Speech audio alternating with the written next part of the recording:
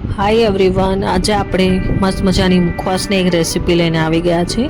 આજે આપણે કેરીના જે ગોટલા હોય ને એમાંથી જ આપણે આજે મુખવાસ બનાવવાનો છે। એટલે ગોટલાની અંદરથી નીકળેલી ગોટલીનો સૌપ્રથમ પહેલાં ગોટલાને તોડીને અંદરથી ગોટલી કાઢી લેવાની છે અને એને બાફવા મૂકી દેવાની છે। એક સીટી વાગે ત્યાં સુધી એની અંદર પાણી 1 ગ્લાસ અને મીઠું બંને નાખીને 1 સીટી વાગે ત્યાં સુધી આપણે એને બાફી લેવાની છે।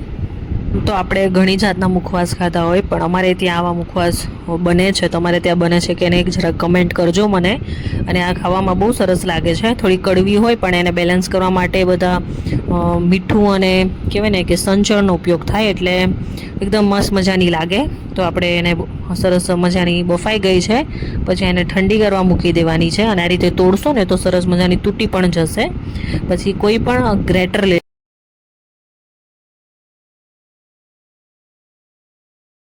તમારી રીતે લઈ શકો। આવી રીતે નાની આવે છે એ પણ લઈ શકો, અને આવી રીતે એક મોટી પણ આવે છે એ પણ લઈ શકો। અહીંયા હાલ મેં નાનીથી ટ્રાય કર્યું પણ કેવું થોડી વાર લાગે, એટલે મેં મોટી છીણી લઈ લીધી છે। અને મોટી છીણીથી સરસ મજાનું આપણે બધું જ છીણી લેવાનું છે। આવી રીતે મોટું મોટું બનશે, થોડુંક પણ સરસ લાગશે, કેમ કે આને તમે આપણે થોડીક સાંતળવાની છે એટલે એમ પણ એ થોડીક ભેગી થઈ જશે, એટલે ભલે મોટી મોટી રે પણ તો ચાલે।